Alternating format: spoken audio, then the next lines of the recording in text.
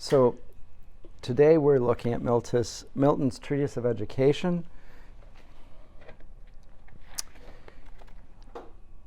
Short little work that he wrote, and I'm not quite sure what you thought of it, but I can imagine you were struck by a couple of things. One being the stupefying range of reading that he would have prescribed, classical authors from A to Z, basically. And the second, the oddity of the curriculum, the sort of things that would be included in it, from things like the study of biblical Aramaic, alongside music and wrestling. So it was not not quite what you might expect from Mr. Milton, I think, in the sense that it really is comprehensive.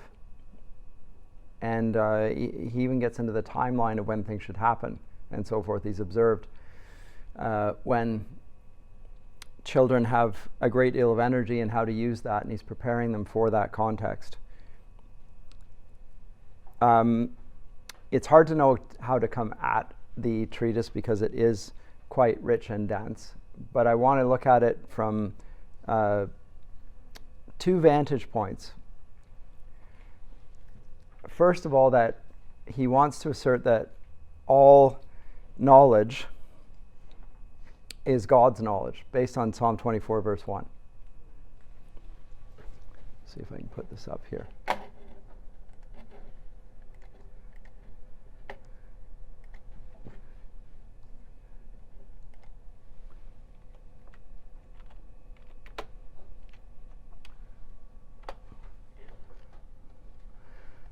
The earth is the Lord's and its fullness, all its fullness, the world and those who dwell therein.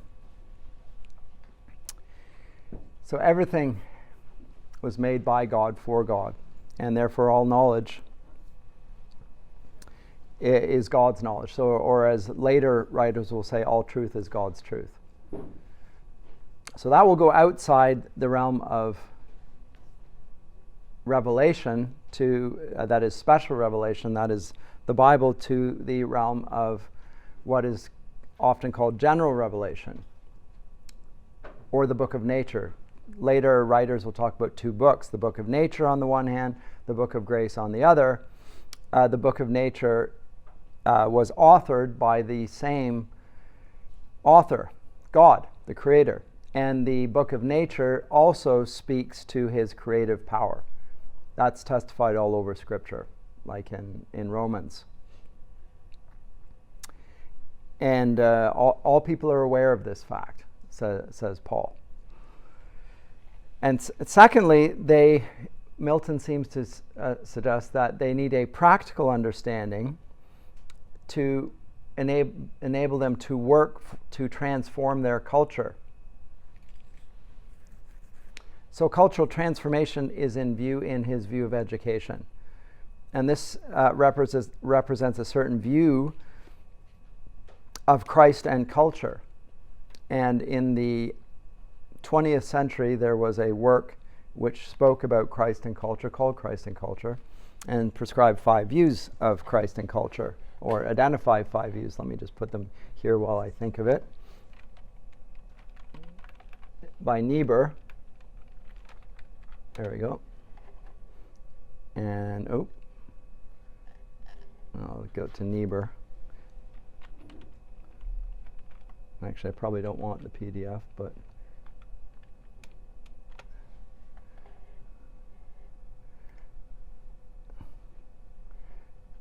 there you go.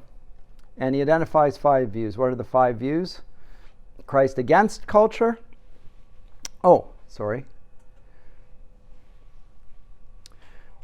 Christ against culture, which is more or less the fundamentalist view, he will identify. The Christ of culture, such as that of cultural Protestantism or liberalism. It still isn't on. I apologize. I thought I had the projector on. Just thought I had it blanked. Still not on. The Christ above culture, which will be, roughly speaking, what Niebuhr will describe as the Catholic view. Christ and culture in paradox, and he will describe that as a sort of a dualism, twin magisteria. So theology speaks truths in its realm, science speaks truths in its realm, but they are conflicting in some ways, contradictory at other times. There's a paradox in that. He'll ascribe that to a Lutheran position. Why is this not working? Oh, maybe it is. It's just not there. Apologies. So Christ against culture, as I say, that tends to be characteristic of as I say, a sort of a fundamentalist worry about the corruption of this world. An ascetic tradition, there's a variety of ones, suggests that. The Christ of culture, well, this is saying that whatever the culture says and whatever wind the cultural winds are blowing in, that's what the Spirit is leading us into now. And so we should accommodate our doctrine to the spirit of the age. That's Protestant liberalism, Catholic liberalism, liberalism often called liberalism. So it's cultural Protestantism. The Christ above culture, in general, associated with Roman Catholicism here, at least by Niebuhr. The paradox associated with Lutheranism, as I say, the two magisteria. So here's what the Bible says, and it has an authority in certain areas, but here's what science says, and it has its authorities, and where they clash, we simply expect or accept that it can speak there authoritatively, but not here. And we'll just leave it at that. And then finally, Milton's own position, which is Christ the transformer of culture, which he identifies with Augustine, and I would say we would also include Calvin under that, and certainly, and most of the Puritans, of which Milton is one. So what do we do with culture? Augustine says in his work on Christian doctrine, or in Latin, De Doctrina Christiana, book 2, towards the end, that just as Moses was and the Israelites were told to leave the land of Egypt and plunder the Egyptians, take their belongings, take their gold, we are to plunder. He takes it as a sort of a paradigm for the people of God to relate to the culture around them. Whatever is good, whatever is true, whatever is lovely, these things do, says Paul. That's what's going on here. They are taking the goods of the Egyptians. It's not as contemporary political types when they read this an apologetic for theft. No Christian has ever taken it as a excuse for vandalism or theft or stealing. It is rather a recipe for how to relate to the cultures around us. Whatever is true, whatever is good in those cultures, appropriate it and use it rightly. What did they use the gold for? Well, they used it for idolatry. It wasn't just that they had it, it was used for specific purposes of worshiping the gods of Egypt, and those were gods of slavery. You take the gold and repurpose it or transform it. Use it for the good things. That's what Augustine says. So he's going to cite Augustine here. That's in general the Puritan perspective and that of Calvin. Now in this age, this is a course on Milton, but education becomes a hallmark of the Reformation. There are Protestant schools. It's not just a theological movement, it's a broad cultural movement. For Luther, who wants to stay out of the political realm, he'll say whatever the religion, that depends on your local political ruler. So within Germany, there are Lutheran areas and then there are Catholic areas.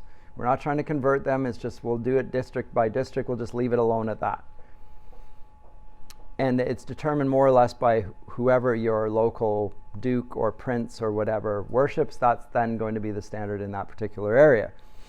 The Calvinist movement, on the other hand, was equally transformative, but it was exactly that. The aim was to transform the culture more broadly and has an imperative beyond the shores of the political region. And so this is a reflection on the mandate given in the at the end of Matthew's Gospel, the Great Commission. Right? You're to go to all nations, baptizing them in the name of the Father, the Son, and the Holy Spirit, and teaching them to do all that I've commanded.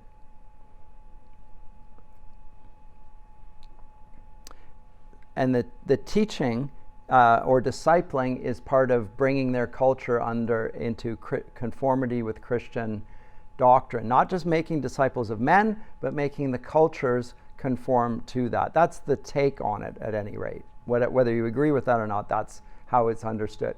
And that's what Milton is proposing here in Of Education, is that we take the learning of the ancient pagans and just simply use it, repurpose it, take what's good in it, and dismiss what's clearly false. Question, comment? Sorry, whose designations are these? This is a man by the name of Niebuhr, writing in 1951. Richard Niebuhr, Christ and Culture. Famous work. So 5 different approaches. It's useful in this sense, because when you think Christians and culture, like, how do we differentiate? Everybody is interested in culture in some ways. Well, actually, there's one isn't. The first one, Christ against culture, that's characteristic of fundamentalism. It's a retreat from culture. It's to try to preserve purity of life and doctrine. And the way we do that is by separation. Pull back. Stay amongst ourselves. Live godly lives, peaceable and godly lives, pleasing to God, etc. That's an approach. It's approach not to integrate. But the others have different approaches. And it's just helpful just to say, okay, the different ways in which this has happened historically. And Milton is coming at it, as I say, from the 6th vantage point. Yes? So then, because the Catholic one you said was Christ above culture. Yes. So then, just with like the religious or missionary orders in like the 16th century, 17th century that went, like, for example, to the New World, to Mexico, or even here, it seems like the Jesuits or even Franciscans, they used a lot of sort of that. Transformative? Yeah, like. Yeah. So this is if that's your critique, I agree with your critique. Catholicism painted with a very broad brush. I think he's talking probably about Thomism here, right? And so maybe okay, but the Jesuits are part of the Counter-Reformation, and to some degree, they are adopting some of the stances that they'll see in the Reformation. That's without having expertise in it, that would be my understanding there. But in Thomas's case, it's well presented in some ways by Dante in his, the theology there. There are certain cardinal virtues, and then there are theological virtues, and you can get so far with the cardinal virtues, but they aren't going to take you any further, but those genuinely are cardinal virtues. Now, the cardinal virtues themselves, I think get transformed by grace, and they get changed, so that even what constitutes something like bravery is going to change, because the nature of the threat is spiritual and not just a physical enemy. There's a spiritual enemy, so those things get transformed by Christian doctrine. But then. But it's a sort of a mountain. You go up to the top of Mount Purgatory, and that's how far pagan learning will take you. Well, after that, then there's Christian doctrine, and that will take you that next step further. But they're separated, in a sense. There is more integration I think, in Augustine, and certainly in the Puritan view that Milton's going to espouse.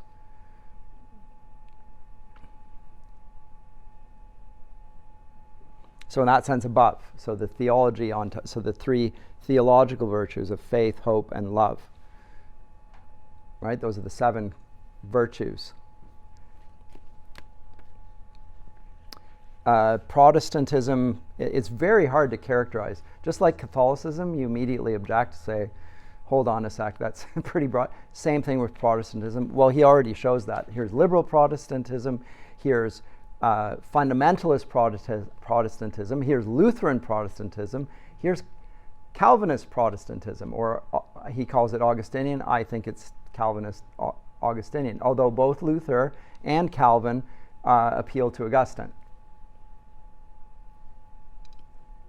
Just interesting. In terms of England in general, they tend to be Calvinist in their theology. The Church of England is. Early days at any rate. Very interesting.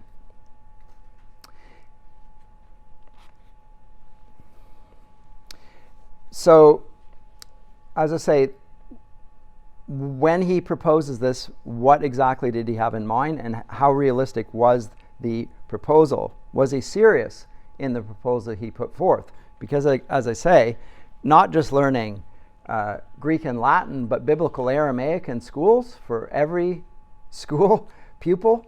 Are you serious that this is the path that should be followed? Well, I don't know. It seems to be the answer is yes. Does he mean universal education then? That this is education for every person, the way we get when we get to the public school, state-sponsored free education come the 19th century? I don't think so. I don't even think he is conceiving of that. He's thinking of academies outside Oxford and Cambridge, which will be spread all over the United Kingdom, not concentrated in just a couple places, but will expand it. So it's moving in that direction. Would it mean universal education? No, the pupils in mind here would be gifted students.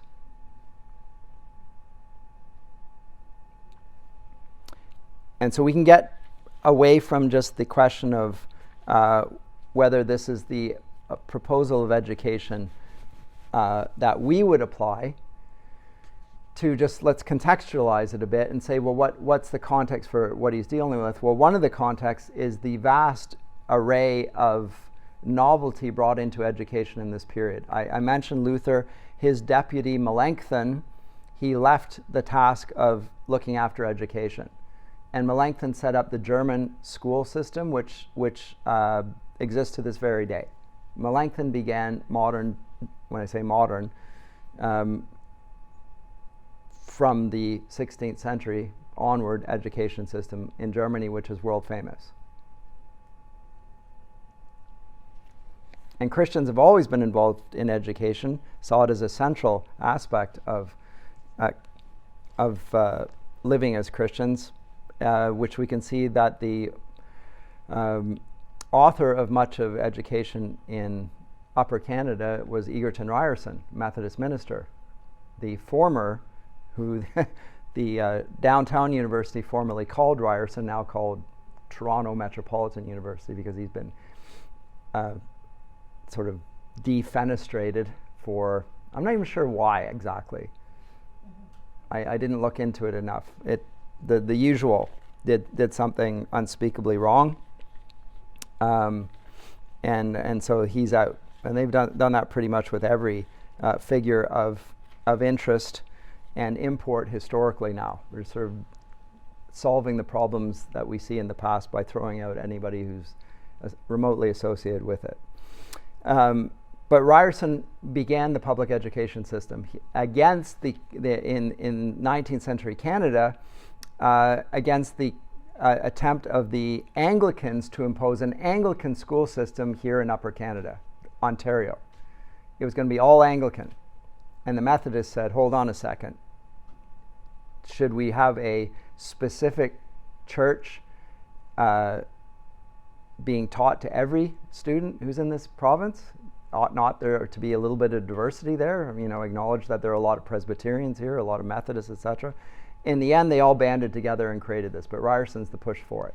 Anyway, and to this day, in every mission globally, one of the first things that you do is set up a school. A school or a hospice, or a hospital if you have the resources to do it. So these are seen as natural implications of the Jesus Great Commission. to make disciples of all nations, well, then you have to look after the children. Well, then you have to look after the sick and the poor and the lame.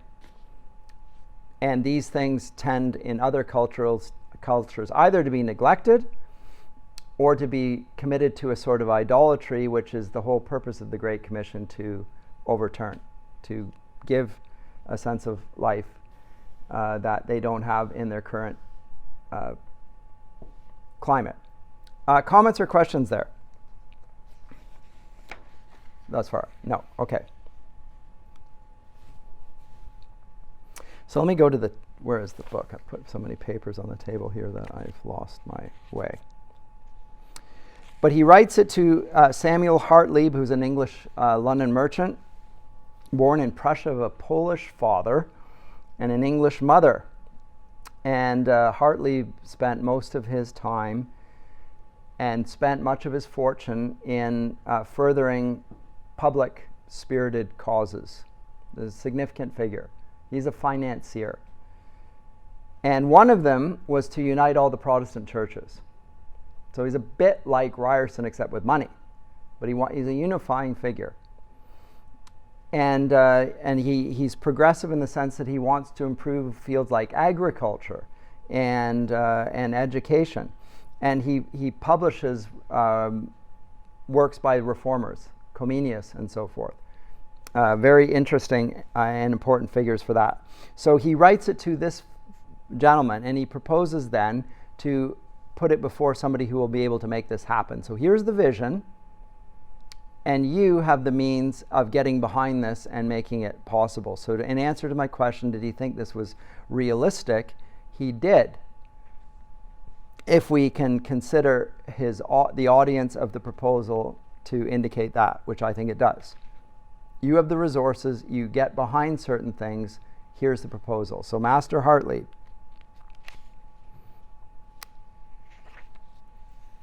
And then he goes on. So it is and then he comes to certain famous phrases. This being the first. The end then of learning. Now I'm going to mention this because I'm going to talk about how modern education differs from it. But this is what Milton believes we're doing in education, which is to repair the ruins of our first parents being whom? Adam and Eve, caused in the fall. By regaining to know God aright, and out of that knowledge to love him, to imitate him, to be like him, as we may the nearest by possessing our souls of true virtue, which, being united to the heavenly grace of faith, makes up the highest perfection. I'll stop there for a second. So the aim of education, I've already said it's holistic. It's transformative, so you take what's good and true and beautiful, that what's there already, and you seek to recover of it. But the purpose of that is to restore original knowledge, a knowledge that was lost in the fall. So in that sense, it's not an archaeological approach, but it is to some extent a process of recovering what was lost in the belief that it was once complete, full, which is how Milton portrays, as we're going to see when we look at Paradise Lost, portrays Adam and Eve. They have full knowledge. They are not only charged by God with a mandate to be stewards of creation, have dominion over the beasts of the field and the birds of the air and the fish in the sea, and to be fruitful and multiply and bring it under their dominion, but they have the capacity inwardly to understand how to do these things in conjunction with the way God created them. They're going to work with God, not against God. And to do that, they have to have an understanding of things. And that's expressed in Genesis 2 when God brings the animals before Adam and he names them. This is an important text, biblically. Naming them is an expression of sovereignty over them. If you have children, you name your children. They come from you, you give the child a name. It's not an act of colonization, which you might hear, and you hear it in certain circles that, this is the identity I was given at birth, and this is the name I was given at birth, and I'm going to give myself my own name, and I'm going to give myself my own gender identity or whatever. I'm not getting into that. But that take on it is a Marxist take, by the way. This idea that you are being colonized by just being named. I mean, naming entails relationship, and loving relationship at that. I've never heard, although maybe it exists, a parent who so disliked their child before they even came into the world that they gave them a name that would, out of spite or hatred. They love the child, they give a child a name. Some of the names are stupid, I admit, at least by my lights. But that's not the name I gave them. The parent that gave the child the name loved the child. They thought the name was appropriate. The difference between that, our names are very arbitrary.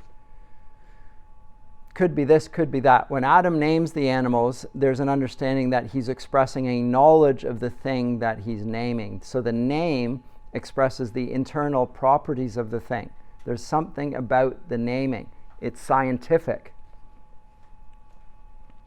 Just like in Latin, when we describe things in English, it has a certain name. You'll notice that in the taxonomy of the 18th century, it also has a Latin name that describes the properties that exist under the English name, right? Sometimes two, sometimes three, sometimes a composite of several properties into a long Latin word. That's what's going on with naming. You're identifying the particular genus and species and properties of this individual thing. That's what Adam is doing. And that's what they're doing in the 18th century, by the way. They're recovering the knowledge of things by naming and taxonomizing, ordering. That's what taxonomy means, is to order and identify. And so when Adam names Eve, it's not an act of colonization, it's a description of who she is. What does Eve mean? Well, the text tells us she's the mother of all living. He didn't like just the sound of the word Eve. It means something, and she is going to be the mother. Very important. So the recovery then of the ruin of or repairing the ruin of our first parents is gaining genuine knowledge of things as it once was possessed by humanity. That's the purpose of Reformation. It's to bring God's way of looking at things back to us, and because we've parted from that. We now call good evil and evil good. Let's call the good and the evil evil. That important aspect. It's what philosophy does above all things. It gives the right name to the right things. Very important discipline.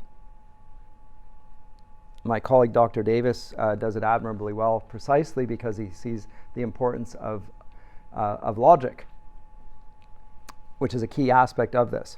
So we're to do that, but again, it's not only to know things in their essences, but what's the purpose of that knowledge? Well, it's to, out of that knowledge, to love Him, that is to love God and to love our neighbor. What's the greatest commandment? Jesus is asked, here it is. To love the Lord your God, with all your heart, soul, mind, and strength, and to love your neighbor as yourself. So those two things, that is what Milton says. Now, when he says this, where does Jesus get this from? Does Jesus just say this? If he had said it, it would be sufficient authority in itself. But he actually gets it from another source.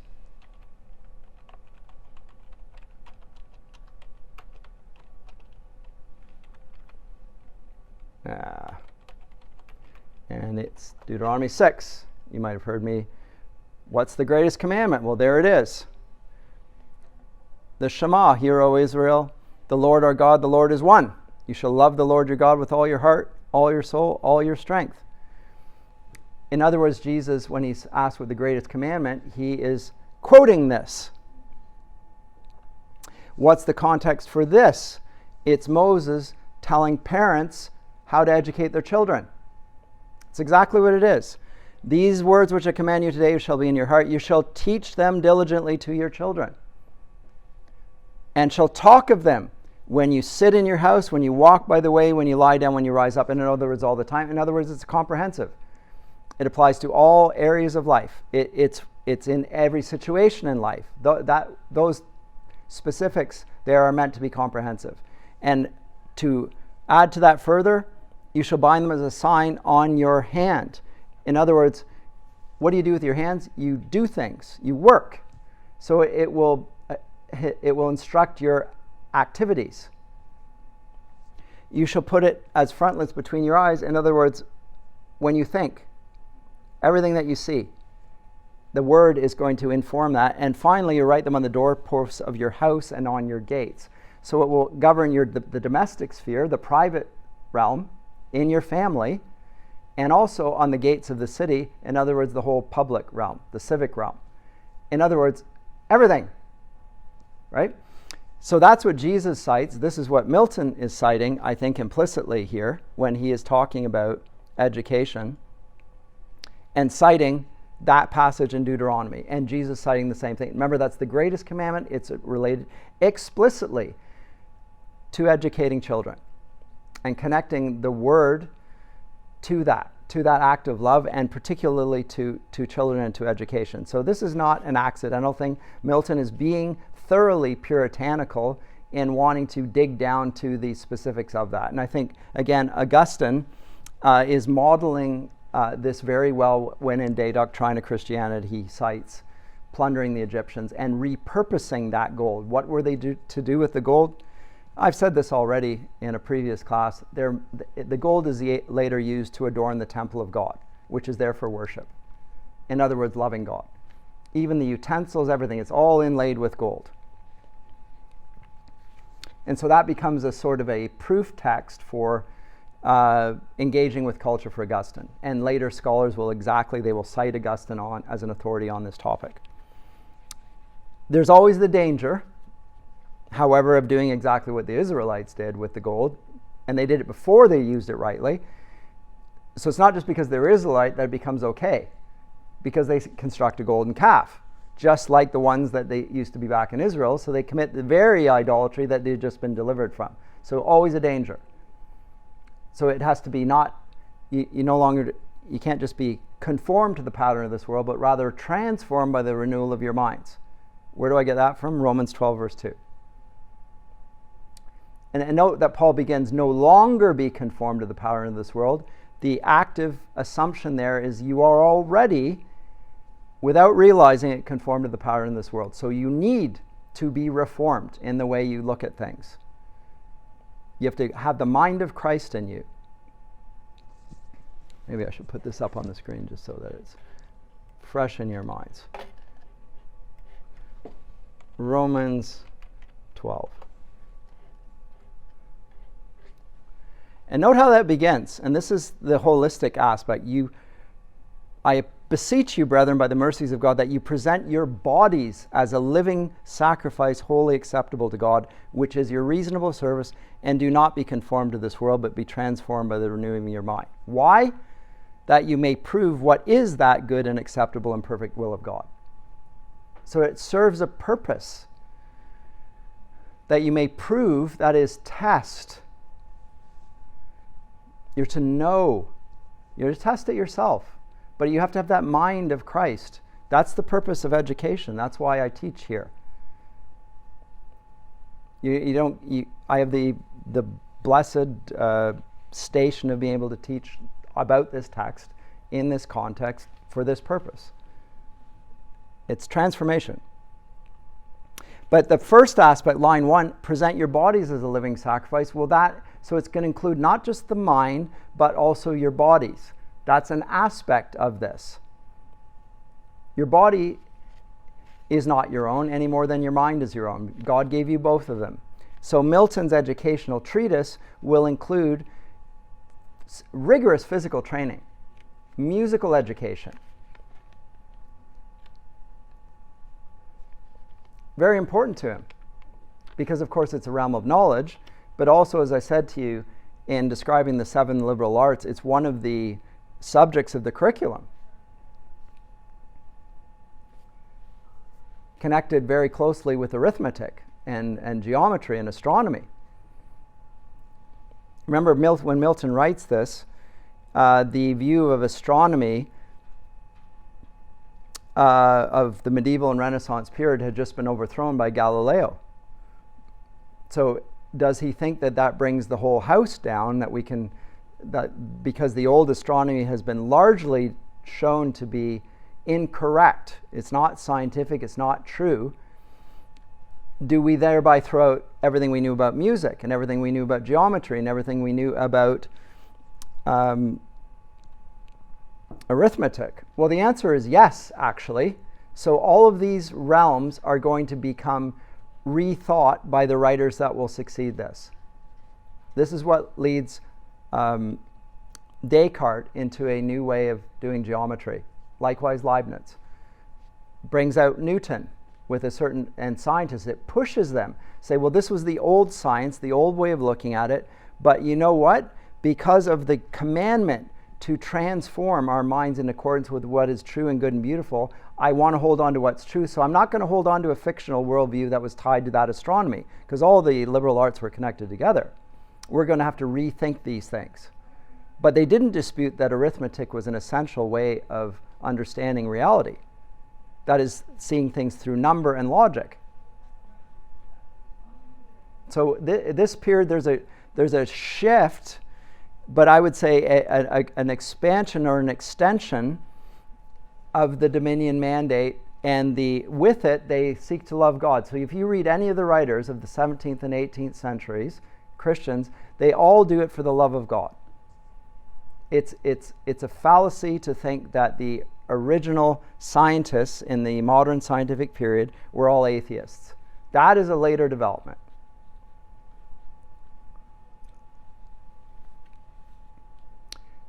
They didn't do it to destroy everything. They did it to hold on to what was good and true and beautiful, and to know it better. And I think that still ought to be the motivation for learning, not to destroy what existed in the past, but to improve upon it. And you can only improve upon it by holding on to what was good in the past, because not everything was bad in the past. Not everything was good in the past either. But something was good there. So I know that in schools these days, there's a tendency to want to burn the books, effectively, throw the old books out of the library, bring in only new books that fit with the cultural fashions of the day. Censoring books, even Shakespeare. Shakespeare's off the curriculum. In California, you can't teach Shakespeare. He's not only a dead white European male, but he's a racist, misogynist. I could go through the whole list of ists. He's an ist.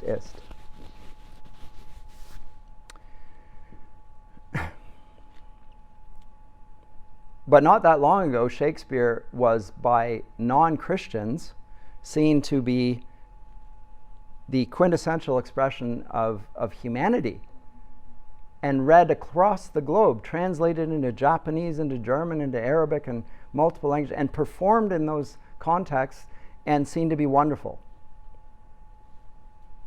So what changed?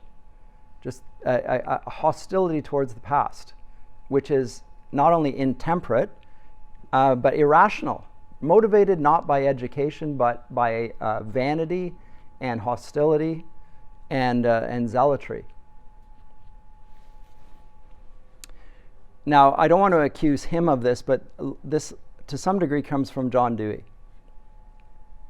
If we teach today's students as we taught yesterday's, we rob them of tomorrow. That's a pithy little saying.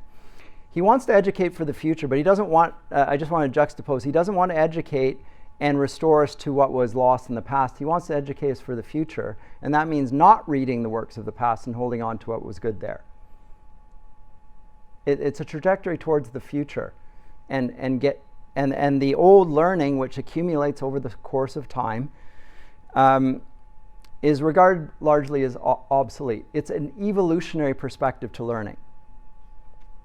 So what was in the past has been rendered obsolete by more recent and better ways of looking at things. So we don't need the past. Let the dead bury the dead. We'll just leave them behind. History doesn't teach us anything. As I said to you last time, I think Cicero said that if we don't learn from history, we remain children forever. People that don't study history remain children. That's the effect of that sort of education then. And children are easily manipulated. because they don't have any facts to contradict the narrative about how these things came about. Anyway, I think Dewey and the public education system has a different trajectory. That's the whole point of putting him up here.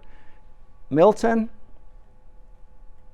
to restore the ruins of our first parents by regaining to know God aright. And out of that knowledge, this purpose, it's not relational, it's anti-historical, and it's utopian. It's towards a future goal not articulated.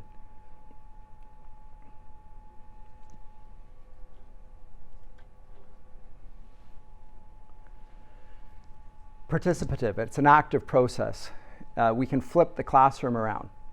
I'm the teacher, but let me just facilitate your conversation, then you'll tell me what is going on. So that it comes out of the same spirit.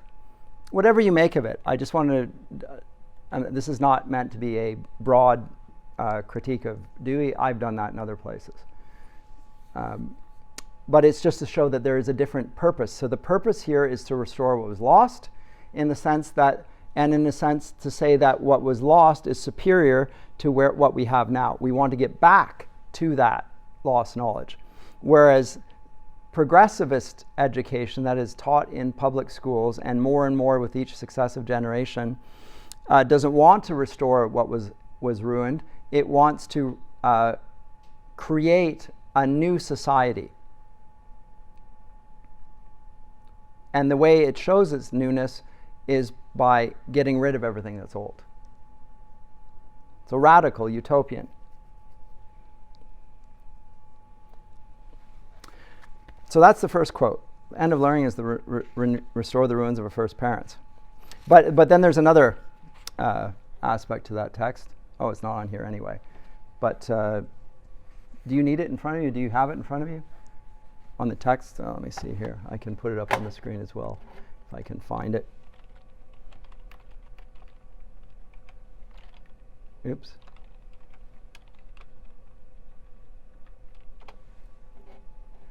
Hopefully this is it. It is.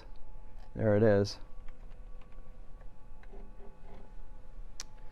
But, he says, because our understanding cannot in this body found itself but on sensible things, physical things.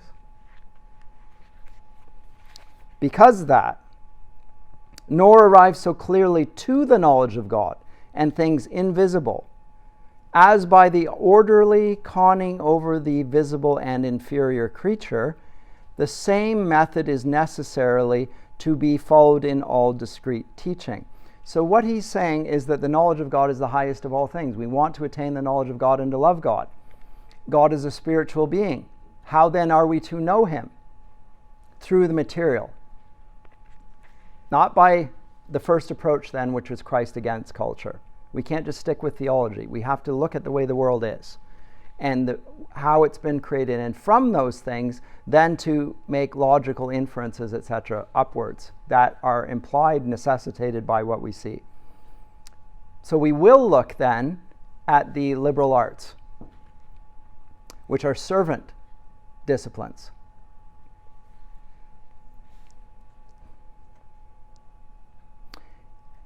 And furthermore, and this is where it then goes into the direction which we're eventually going to call today classical education, because we only have so much time in a classroom, and seeing every nation affords not experience and tradition enough for all kind of learning, therefore we are chiefly taught the languages of those people who have at any time been most industrious after wisdom, so that language is but the instrument conveying us to things useful to be known. What has he said so far? We want to cultivate virtue and the love of God and to seek wisdom. Training in wisdom and virtue is the purpose of education in order to love God. And who is most industrious after virtue and wisdom?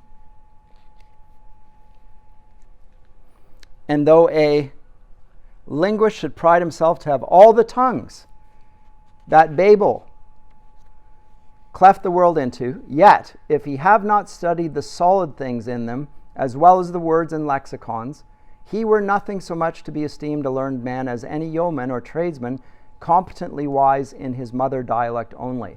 So there's no point in learning languages, every language that's ever been taught.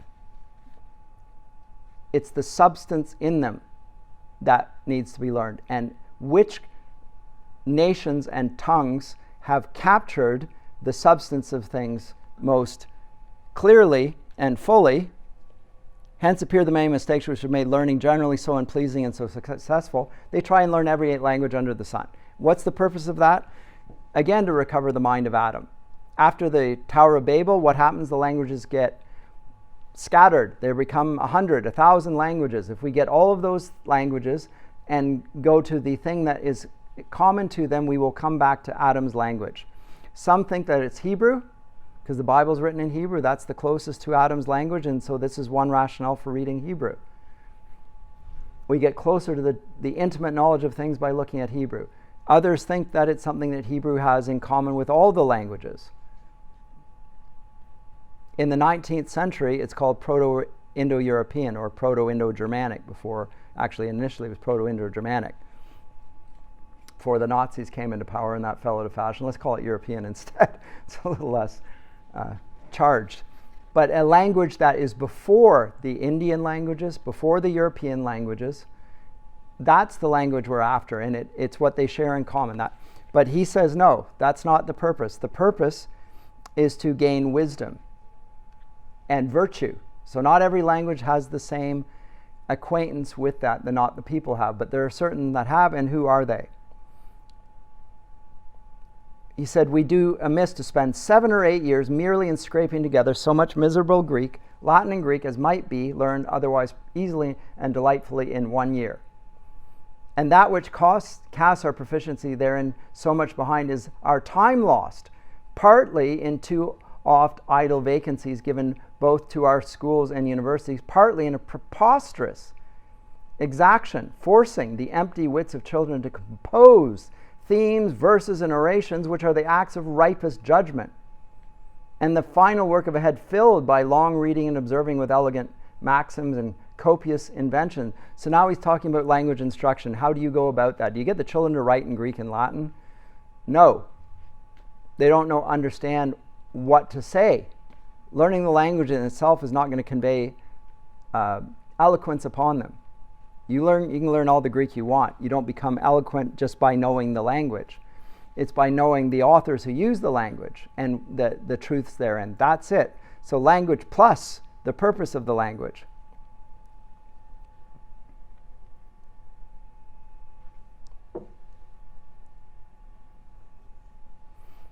And what will they go to? Well, they're going to go to Greek and Latin. And the reason why Greek and Latin is because in Greek, these were the people most industrious after wisdom. All of our subjects related to the sciences and the arts stem from Greek. Philosophy, poetry, history. I mean, you name it, pretty much. And even the lexicon related to the branches lying therein. Politics from Aristotle, zoology, on and on. These are all Greek words. Zoa is the living, logos, the science of life. Biology, same thing. And so he criticizes that. And as for the method, so he's not just interested in the purpose of it, which is to restore the ruins, but the method of doing it. What does he say about that? As for the usual method, this is unfortunate. It doesn't break the text up into something like paragraphs. So where is the as to the method?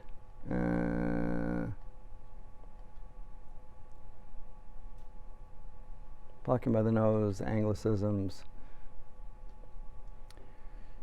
Oh, there it is. And for the usual method of teaching arts, I deem it to be an old error of universities not yet well recovered from the scholastic grossness of barbarous ages, that instead of beginning with arts most easy, and those be such as are most obvious to the sense, What are those most obvious to the sense? Grammar. Grammar. Phonemes. You learn things at the most basic, just sounds. You start with the smallest and the easiest first. Starting with those, they present their young, unmatriculated novices at first coming with the most intellective abstractions of logic and metaphysics. Well, those come at the end of it. Dorothy Sayers, who is many associate with classical education in our day because of her little essay called The Lost Tools of Learning, she could be speaking as Milton here. She talks about a grammar phase, a logic phase, and a dialectic phase, and a rhetoric phase, and associates them with that. So you teach grammar and basic, easy things when they're young. Don't try and teach them metaphysics when they're in grade 2. It's going nowhere. It's a waste of time. That's the end of the whole thing. They're not ready for that yet. So start by giving them things that they can understand at that. So he's thinking of pedagogy. We've accepted this now as, of course you would do that. It's obvious that you would do that. Well, nowadays, again, they teach gender identity in grade 2 or grade 1 or whatever. This is a highly speculative, if not metaphysical, approach to your understanding of your own human identity.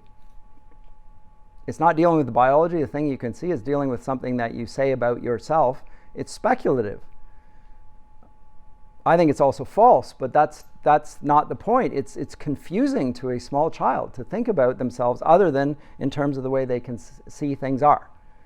So it's just age inappropriate. So if you really want them to learn, then you would wait until the stage in which they're able to think in such terms. And children just simply can't. So he will talk about that. So they do this before they come to logic and metaphysics and then into rhetoric. So we will get from this time onwards grammar schools. And a grammar school is a certain approach that will follow this approach. And if it sounds like, well, no kidding, well, it's not in his day. There are other approaches. But I shall detain you no longer in the demonstration of what we should not do. By straight, conduct you to a hillside where I will point ye out the right path of a virtuous and noble education. There you go. It's virtuous and it's noble. Laborious indeed at the first ascent, but else so smooth, so green, so full of goodly prospect and melodious sounds on every side, that the harp of Orpheus was not more charming. I doubt not that, but ye shall have more ado to drive our dullest and laziest youth, our stalks and stubs, from the infinite desire of such a happy nurture, that we have now to hail and drag our choicest and hopefullest wits to the asinine feast of sow thistles and brambles, which is commonly set before them as all the food and entertainment of their tenderest and most docible age. So, in short, I call,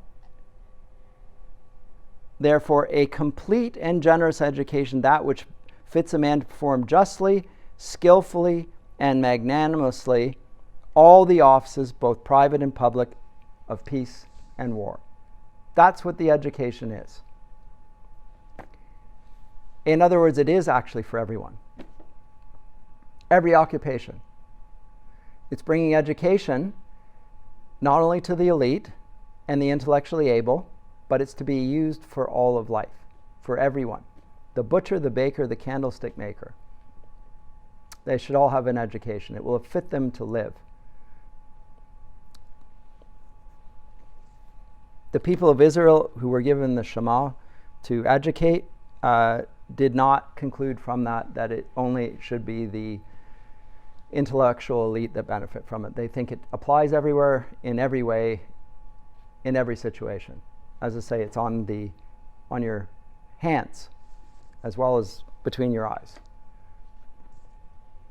It's also it's on your home. It governs the domestic sphere. Everyone should be achieved. So whether it ever gets to that point, he's effectively saying that education is God's command to all people, and it should be received by all people. So it is revolutionary, this proposal, because at this point there's nothing like this. Well, then he gets to specifics there. How all this might be done between 12 and 1 and 20, less time than is now bestowing in pure trifling at grammar and sophistries, thus first to be ordered. Note the age range here, between 12 and 21. What's the age of 12? That's grade 7 right now. 7th grade. What happens before that? Doesn't even touch on that.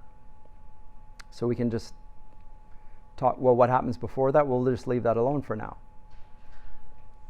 since he doesn't deal with it. But what is to be done? Well, first, to find a spacious house and ground about it fit for an academy, big enough to lodge 150 persons, whereof 20 or thereabout may be attendants, all under the government of one, who shall be thought of desert sufficient and ability either to do all or wisely to direct and oversee it done. So now, like, he's not leaving anything aside. He's talking about the setup. It's not too big, but it's not very small either. There is a principal, more or less, a head master. And there are others that work for him. How many of those will there be? 20 or thereabouts. There's going to be the teachers, the attendants, the whatever. The administrators, they're all under the same rubric. So what do we get the ratio there? Well, you can figure it out for yourself. 5 to 1, 6 to 1. This place should be at once both school and university, not needing a remove to any other house of scholarship, except it be some peculiar college of law or physic where they mean to be practitioners. So when it gets to the practice, what we would later call a internship, then that may be different. Then you can't do that right there on the ground. But before that, you should be housing the grade 7s and upwards, including the what we now call undergraduates. And this is against the system as he came through. Remember, he went to Cambridge. This is his proposal.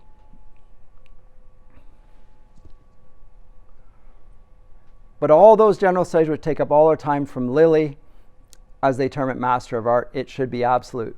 After this pattern, as many edifices may be converted to this use as shall be needful in every city throughout this land. So no longer here and here, 2 places, every city. Expand it. Bring it everywhere. And he's not saying that at this point, there's no point in saying every person ought to receive an education like this. It's it's almost nobody that's receiving it. So what's the point in saying that? In the same way that the Apostle Paul doesn't speak of setting the slaves free in the New Testament, but it's implicit in there. Slavery is always regarded as abhorrent to the human condition. It's clear back in Exodus. Right? For their studies, first they begin with the chief and necessary rules of good grammar. Either that now used or any better, and while this is doing, their speech is to be fashioned to a distinct and clear pronunciation, as near as may be to the Italian.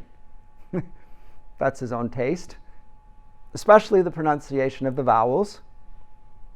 Beautiful language. For we Englishmen, being far northerly, do not open our mouths in the cold air. I think it's funny.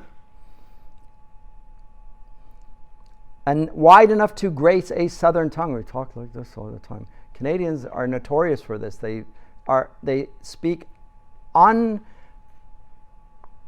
impossible to understand for a foreigner.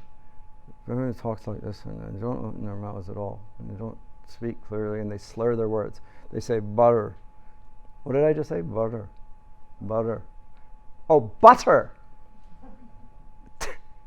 Right? Get it. Yeah. Butter. Butter. You can possibly make some butter. You got to open your mouth, articulate sound. So he's even getting into the specifics there. Well, why is he doing that? Because when they come to learn other languages, they'll find that they actually have to open their mouths to speak them.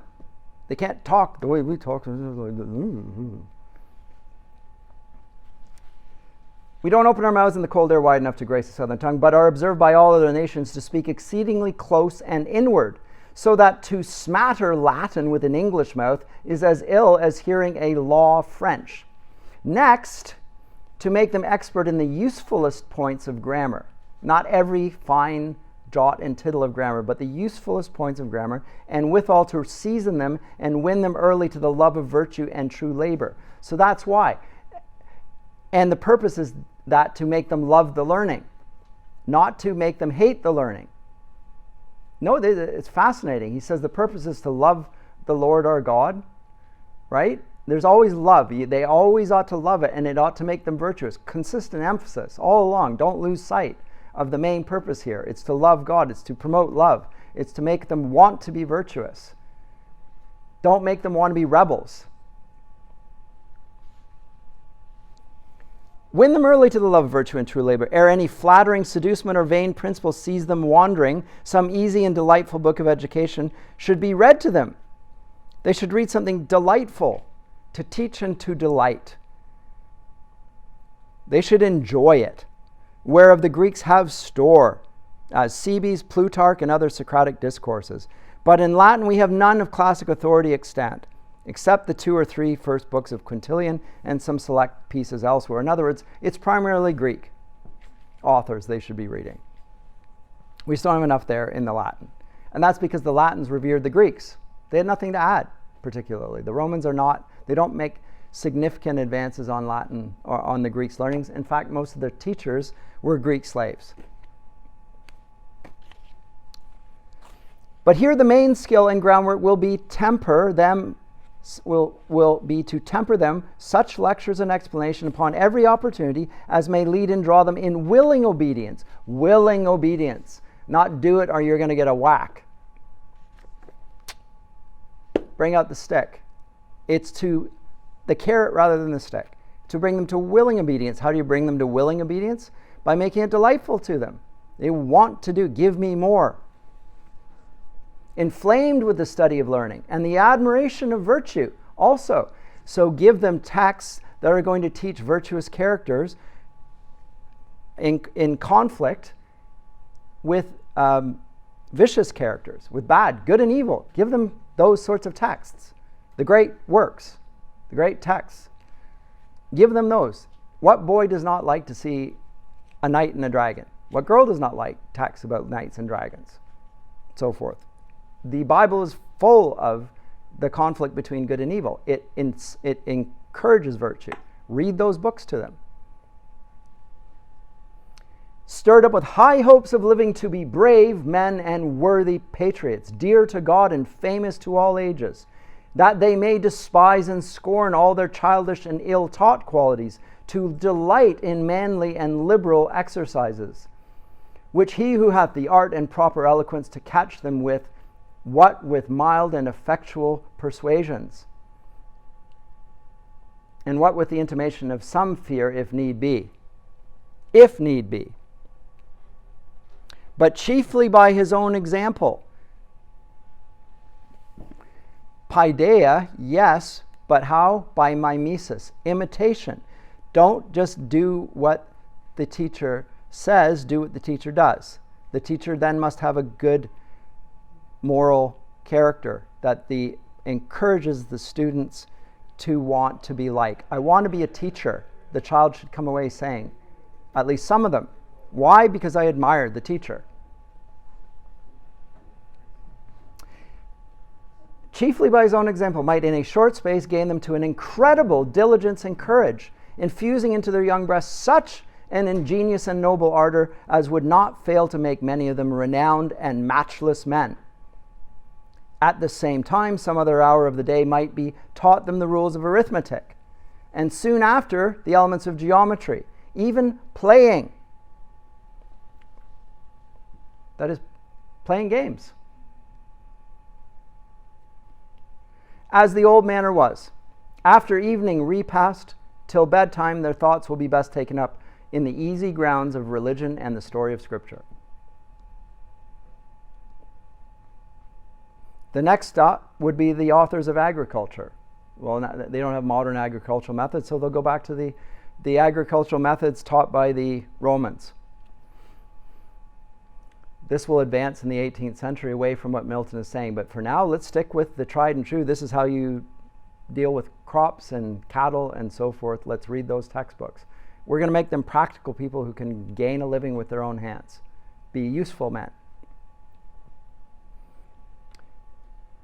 For the matter is most easy, and if the language be difficult, so much the better. It is not a difficulty above their years. and here will be an occasion of inciting and enabling them hereafter to improve the tillage of their country, to recover the bad soil, and to remedy the waste that is made of good. For this was one of Hercules' praises. Clean the oxen, the stables, one of his great labors. What are you doing? You're restoring the ruins, and you're undoing the effects of the fall, which is the ruining of the earth. Make the earth better. It's got an environmental aspect. But note now they're doing things at the agricultural level. This is a very rustic education at any level. And if it's hard for them, that's okay, because it will encourage them to push themselves beyond what is easy for them, and that will improve their capacities. And at the same time might be entering into the Greek tongue after the same manner as was before prescribed in the Latin. All educated speak and write in Latin in this day. So that goes without saying. The Latin is without saying. But the Greek is, nobody speaks in Greek in England or elsewhere. They read it. The Greeks speak Greek, of course. The Eastern Church, its documents are in Greek, but that's away from this sphere. Whereby the difficulties of grammar being soon overcome, all the historical physiology of Aristotle and Theophrastus are open before them. So what's he now talking about? The most basic and easy of all of what we call the natural sciences, namely biology. The thing you can see right in front of you, the animals. Do children not love animals? Is that like the first science you learned in school, primary school, was it not going out and looking at pond life? Something like that. You see the world of nature all around you, that's what you look at. One right under your nose. Here are the animals, here are the birds, here are the fish, here's the water, here's the trees, here's the grass. How do they relate to one another? That's what and you go to the ancient texts about it. Again, we can ignore the specifics of this because, again, the sciences have not yet developed as they will after Milton. But the general approach is do what's under your nose first, because that's what the children look at. They look at things that are near and right in front of them. Don't talk to them about more abstract thing. That comes later when they're thinking in abstraction. Then also in course might be read to them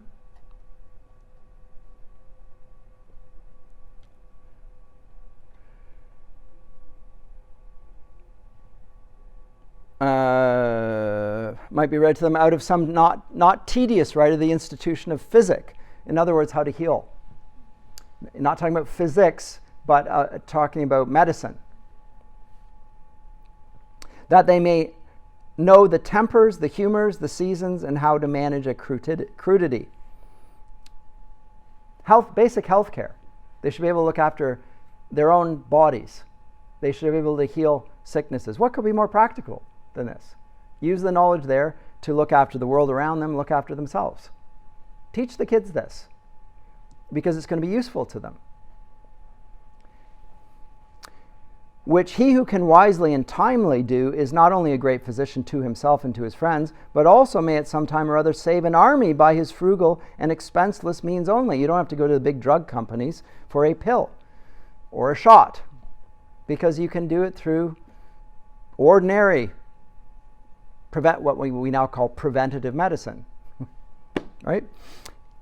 Which is a great pity and no less a shame to the commander if his whole army dies or gets sick.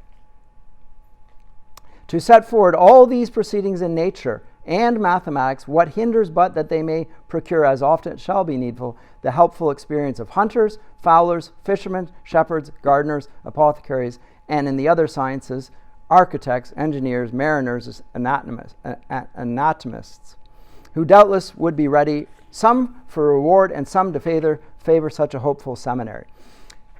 Question, who wouldn't want to be there? So now you bring in people who are experts in the field and you get them to come in and talk to the children.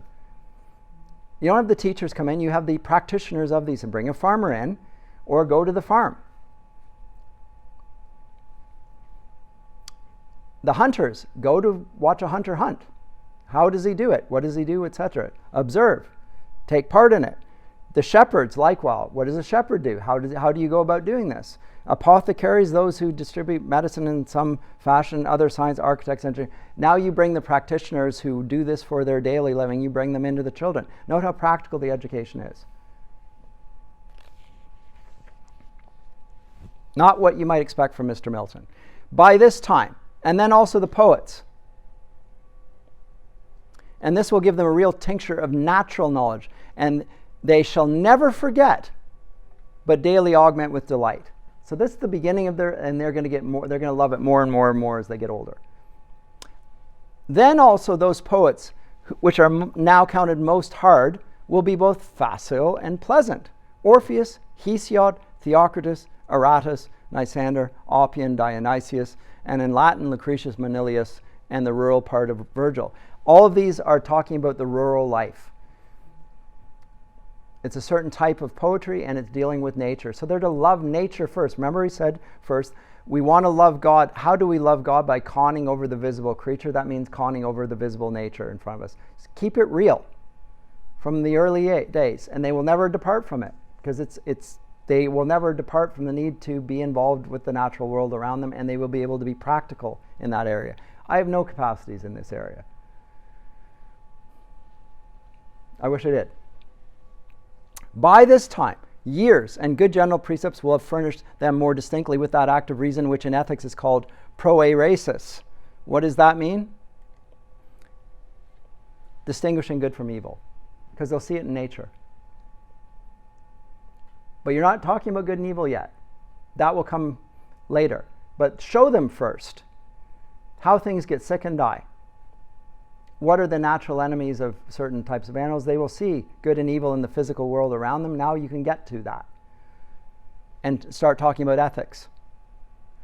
That they may, with some judgment, contemplate on moral good and evil. There's no point in getting primary school children to debate about moral and ethical issues, advanced beyond their years, because it's remote from them. It's abstract. He wants it to be concrete, and then go to abstraction. But you have to have it concrete and physical first, and then you can extrapolate from that.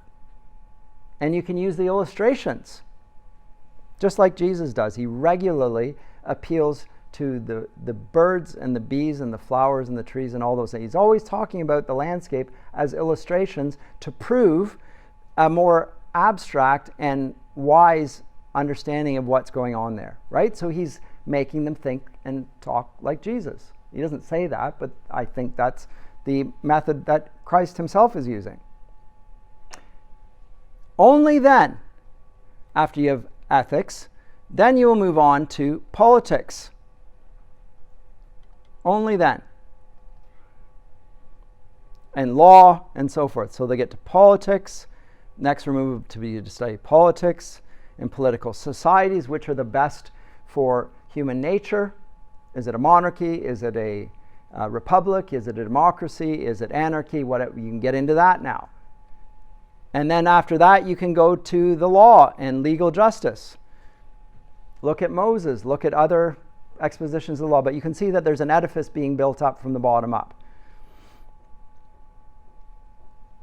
And lastly, will be those organic arts, which will teach, and will be time to read with them those organic arts which enable men to discourse and write perspicuously, elegantly, and according to the fitted style of lofty, mean, or lowly.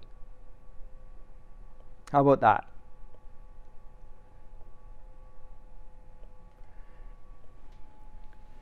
Now you're going to get to rhetoric. Only then. And what's the best way of doing rhetoric? Logic. So much as may be useful is to be referred to this due place with all her well-couched heads and topics until it be time to open her contracted palm into a graceful and ornate rhetoric taught out of the rule of Plato, Aristotle, Philarius, Cicero, Hermogenes, Longinus, to which poetry would be made subsequent. Subsequent. Only then do you come to poetry. Or indeed rather precedent as being less subtle and fine but more simple, sensuous, and passionate. I mean not here the prosody of a verse, which they could not but have hit on before the rudiments of grammar, but that sublime art which is in Aristotle's Poetics, in Horace, and the Italian commentaries of a variety of poets there. So only then. So you get a sense of that, and then he's going to go on and talk about what happens during the day, and he'll talk about physical exercise, learning how to fight with a sword, with wrestling. He's talked about the devotional life at the end of the day, but he prescribes certain things at certain times of the day, depending on how tired or hungry they are, and he's very carefully looked at human nature. Like if you're a teacher, you observe during the day that there are certain times when kids have energy, don't have energy. Capitalize on those times, or use them, because they're not going to concentrate if they have so much energy they can't even sit down, which is most boys. Get that energy out of them. They're not ready to learn. It's not because they're badly behaved. It's because they have too much natural energy to concentrate. Then let them run around. Get them, use that and build them up. This is a useful ability. They should have strong bodies. Use that. Don't treat them like there's something wrong with them. Likewise, now here I think he probably has boys in mind. Is there a difference between an approach to men and women on this? I suspect that there actually is, myself. Some differences, not in the curriculum, but in maybe the pedagogy and how it comes about. That will come for later periods. But the main thrust of it, I think I've conveyed already. Any comments or questions about it? I think it's very interesting. And as I say, his proposal, which was written to Hartley, was not taken up per se, although colleges did open up around England. Oliver Cromwell, who was the Lord Protector of the Republic, founded a university in the north, in Durham, where I studied. Right, to get it away from Oxford, Cambridge. Let's do it up in the north. So it, and in a sense, is leaning in the direction that Milton's prescribed here. And those are universities, but he doesn't have it down to this point. They probably don't have the teachers and headmasters sufficient to fulfill this vision. But you can see it's relatively small. He has in mind a transformative and very personal, relational setup there. Anyway, I'll leave it at that if you had no questions. And next time,